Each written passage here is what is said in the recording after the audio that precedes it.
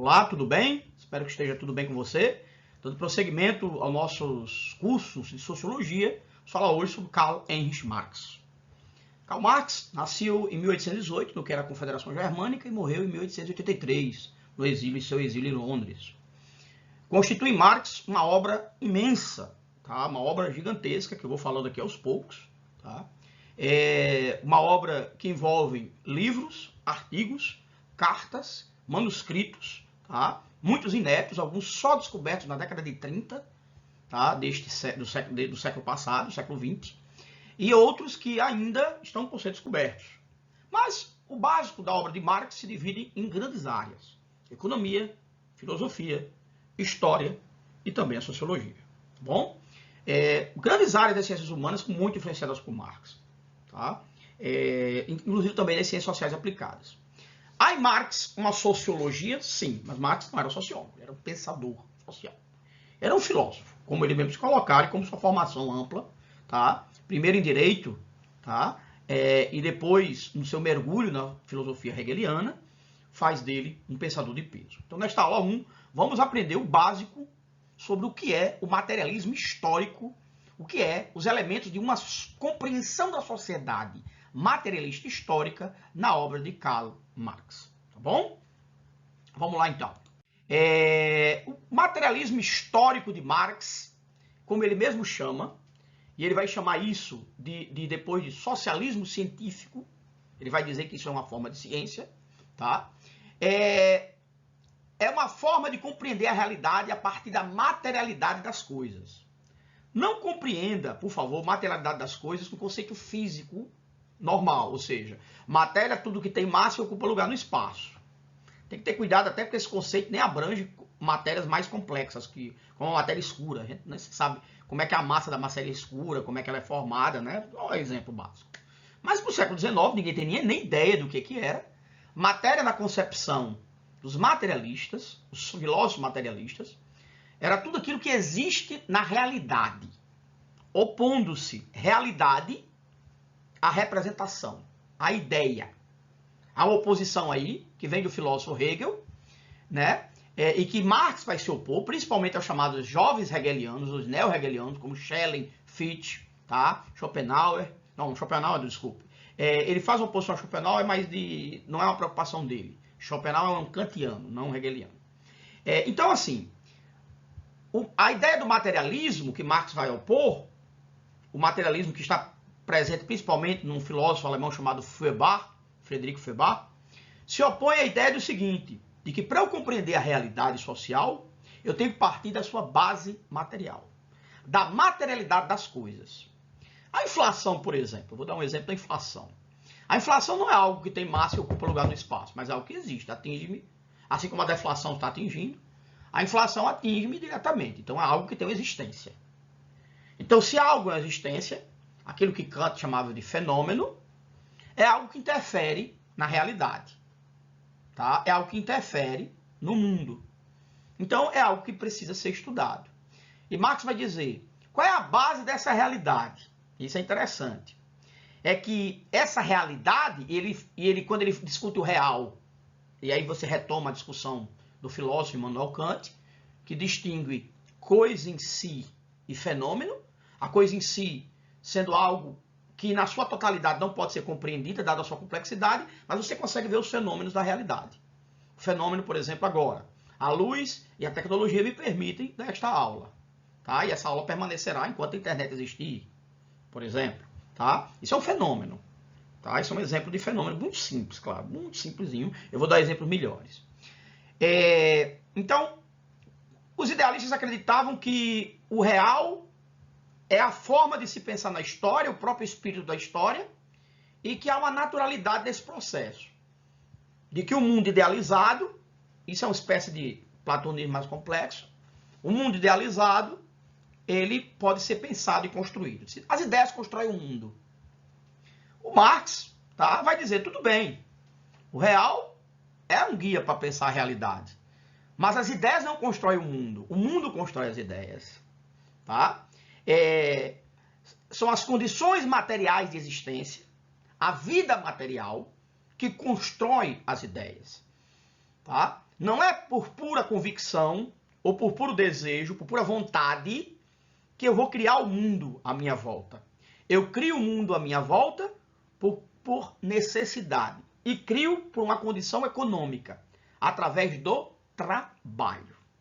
Então você tem aí, no materialismo de Marx, que é histórico, porque passa por processos históricos, e é dialético, porque ele compreende as contradições internas da realidade, tá? Ele busca, na dialética hegeliana, ele captura da dialética hegeliana as contradições internas da realidade.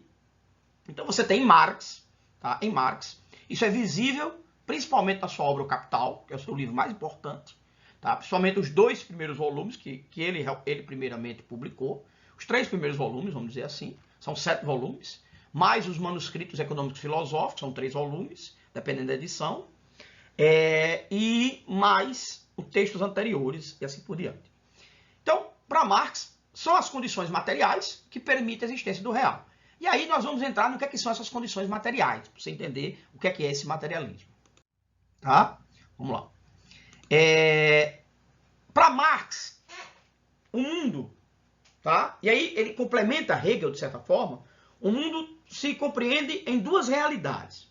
Primeira é uma realidade que ele chama de material. O que é essa realidade material?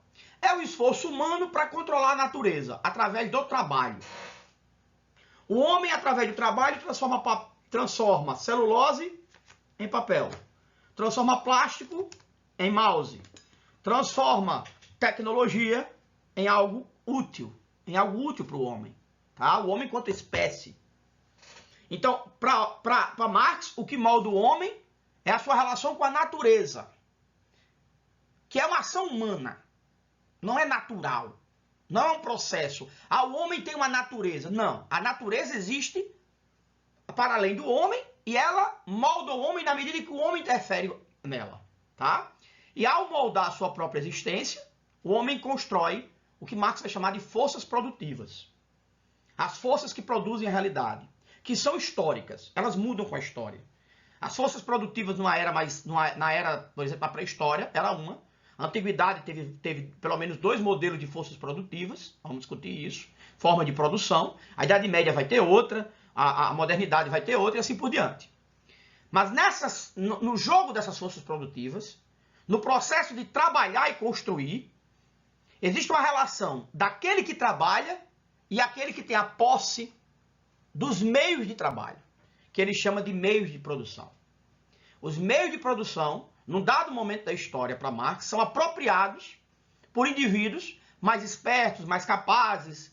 Noutra aula, nós vimos que Weber chamou isso de elite, tá? Nós vamos ver isso, tá aí no canal, na aula sobre poder e dominação em Weber. Weber vai chamar, você tem aí, não só Weber, mas uma série de autores vão chamar de elites, todos pós-marxistas, tá? Mas Marx pensava numa aristocracia dessa forma, e esses proprietários, que detêm os meios de produção, trocam, capturam, pode ser capturado mesmo, tá? E exploram o trabalho de outros.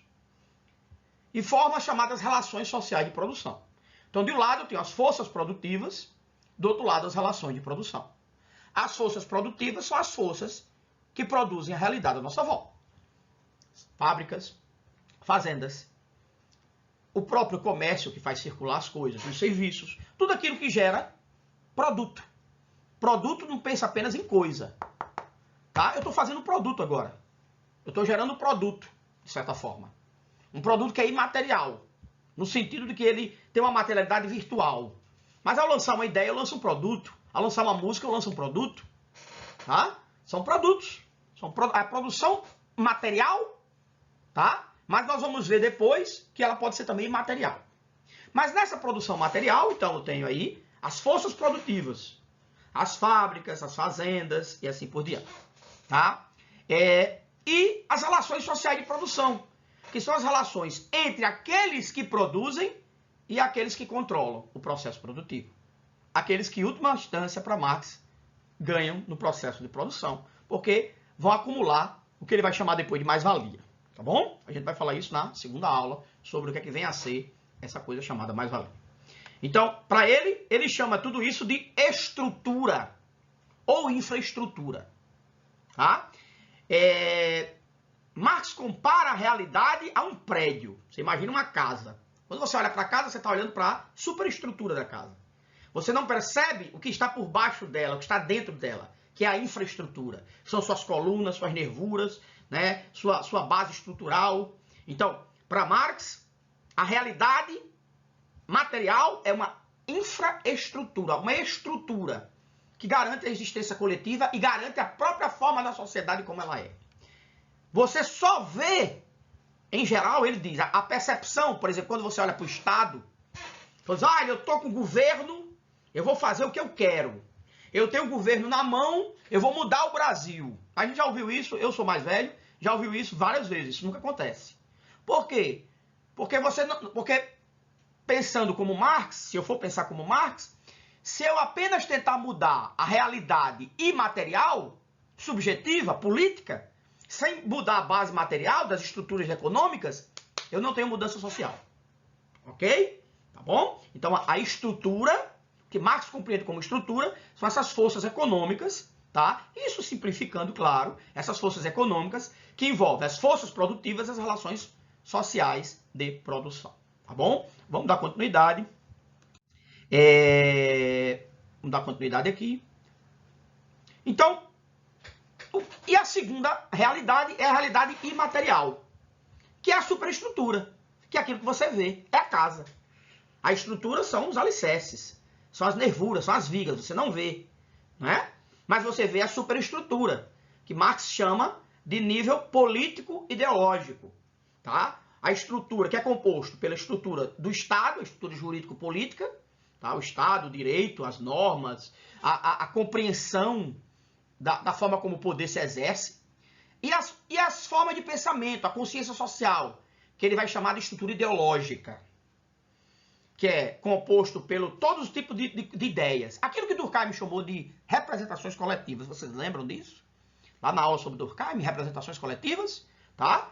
O conjunto de crenças, pensamentos, sentimentos, ideias, ideologia, etc., é o que Marx vai chamar de ideologia, composto pelo saber constituído, pela ciência, pela estética, pela moral, pela arte, pela religião, pelas crenças, pela cultura. É a parte da cultura, né? A parte da cultura, a parte da reprodução do humano após ele ter satisfeito suas necessidades materiais. O homem precisa satisfazer nas necessidades imateriais. Por isso que todas as sociedades humanas têm religiões. Por isso que todas as sociedades humanas têm formas de cultura variadas. Tá bom? Continuando. Então, o que é a infraestrutura? Só retomando, para ficar bem fixo para você, tá bom? Não esqueça de ler, tá? Sobre isso, porque eu estou tentando aqui explicar, mas é importante a leitura. Sem leitura é muito difícil você compreender um pouco de ciência social, seja qual for ela. O modo de produção da vida material, como eu disse, a infraestrutura, que é a soma das forças produtivas, ou das forças de produção, e das relações sociais de produção, ou relações de produção apenas. Tá? Ou seja, é a maneira pela qual os homens, ao tentarem sobreviver na realidade, moldam essa realidade e constroem a sua existência. Como é que comida chega na minha mesa? Eu planto? Não, alguém plantou. Alguém plantou, alguém colheu, alguém vendeu e chegou à minha mesa. Tá bom? Camisa. Alguém fabricou o fio, alguém plantou a planta para fabricar o fio, ou sintetizou o elemento para fazer o fio. Alguém fez o tecido, alguém costurou a roupa, alguém vendeu, a roupa chegou para mim. São relações de produção. Também. Compra e venda. E as forças produtivas, o fazer, o constituir a realidade. Eu visto um modelo de roupa, a Idade Média vestia outra, a Antiguidade vestia outra. Certo? As forças produtivas mudam. Então, ao mudar as forças produtivas, a moda, por exemplo, muda. A moda não é uma força imaterial, mas ela muda. Tá bom? Então, essa existência econômica, para Marx, é determinante. Em absoluto, não. A gente vai, se você aprofunda na obra de Marx, você vê que não é tão super determinante. Mas os marxistas, principalmente os chamados vulgares, vão achar que sim. Então, lembrando então que em determinado estágio das forças de desenvolvimento da sociedade, por exemplo, nós estamos na esfera do capitalismo, nós vamos falar disso na segunda aula, do capitalismo, as forças produtivas que são muito desenvolvidas em relação com as relações de produção, que envolve o trabalho, a compra do trabalho, a compra do tempo de trabalho, você é pago pelo seu tempo e pela sua produtividade, faz com que, nesse dado momento histórico, o capitalismo tenha as características que ele tem para Marx. A produção desse celular, por exemplo. Esse celular aqui que está na minha mão, ou esse computador, ele foi montado num local. Mas suas peças foram fabricadas em outros locais. Olha como é complexo. Cada peça fabricada, depois ele é montado no local e redistribuído pelo complexo global econômico e comercial. Isso molda o capitalismo hoje. Nós vamos falar depois, na segunda unidade, falamos de globalização, como é que isso funciona. Tá? Então, essas relações de produção, hoje complexas, tá? Elas não nascem complexas, elas se desenvolvem. Para Marx, isso é um processo histórico de complexificação. Se você pegar a história da China nos últimos 100 anos, você tem vários modos de produção em menos de 70 anos. A China passa para o sistema semifeudal, para o capitalismo comercial, para um capitalismo industrial primitivo, depois para o capitalismo industrial complexo, que ela se encontra hoje. E agora está no sistema de capitalismo financeiro e entrando numa nova fase. A China passou por tudo isso muito rápido. A China é um caso à parte. Países como Estados Unidos, como França, como a Inglaterra, que foi a pioneira, esse processo de desenvolvimento do feudalismo para o capitalismo foi um desenvolvimento muito mais lento. Tá? Que a gente é chamado de revolução industrial. Mas não é só na esfera da materialidade. Então, logo, simplificando, o modo de produção, tá? Só colocando aqui, olha só, o modo de produção, tá? As forças produtivas é formado pela o modo de produção, dado modo de produção que é histórico, tá? Que é histórico, ele é um processo histórico, ele é a soma das forças produtivas e das relações sociais de produção que formam a infraestrutura ou simplesmente estrutura. Então, ao longo da história, eu tenho vários modos de produção. Que modos de produção foram esses ao longo da história? Marx vai dizer o comunismo primitivo, o modo de produção asiático, que existiu lá no Egito e na Mesopotâmia, o modo de produção escravista, que preponderou na Grécia e Roma, o modo de produção feudal, que teve na Europa, teve na China, teve no Japão, tá? E o modo de produção capitalista em todas as suas fases. Para Marx, esses são os modos de produção que existiram. E que deixaram de existir, deixaram de existir, o capitalismo não é eterno, nada é eterno, porque o processo da realidade social é dinâmica, nada é eterno, nada é infinito, tudo muda o tempo todo no mundo. Como diria a música aí de uma certa figura da MPB brasileira. É um processo dialético, de mudança constante. O mundo está em constante mudança. E esse processo dialético é um processo de mudança histórica, que é construção dos processos históricos, sociais, econômicos para Marx. Não é essa pura vontade humana. Tá bom? Vamos dando continuidade, então. Então, as forças produtivas, tá? Em si, falamos sobre relações de produção, sobre o conjunto delas, mas forças produtivas é a relação dialética entre homem e natureza. Como eu já tinha dito, só repetindo. O homem constrói sua própria existência. Na luta pela sua sobrevivência, ele muda a natureza. Esta água que eu bebo aqui, ela não é mais uma água natural. A água natural eu não posso bebê-la. Me daria diarreia, me traria doenças. É uma água humanizada, construída e mudada pelo homem. Pode ser a mesma água que chegou a esse planeta há bilhões de anos, ou que, no processo de formação da Terra. Mas ela não é apenas fruto da natureza. Ela é a relação do homem com o trabalho que muda a natureza. Então a água está boa para eu tomar. Dá sede, né? Falando com 20 minutos já. Dá sede. Então, a garrafa não é só a garrafa que moldou o metal, que mostra a relação entre homem, através do trabalho, que muda a natureza. A própria água é uma mudança disso, tá bom? Então isso é muito mais complexo do que a gente tende a imaginar. Com isso nós encerramos a nossa primeira aula, né? Nós encerramos a nossa primeira parte da aula sobre Marx, onde nós explicamos o que é materialismo histórico. Agora, depois, no nosso segundo bloco, na segunda aula, nós vamos ver então como é que Marx interpreta o capitalismo. Quais são as esferas das relações sociais dentro do capitalismo? Né? Quais são as esferas das relações sociais do capitalismo? Nós vamos discutir o que é, tá? O que é o processo de produção do capitalismo, o que é mercadoria, o que é fetichismo da mercadoria, o que é mais-valia, o que é alienação e o que é ideologia. São conceitos sociológicos principais de Marx. Conceito sociológico. Marx tem outros também, tá bom? Então, até o segundo bloco de aula sobre Karl Marx.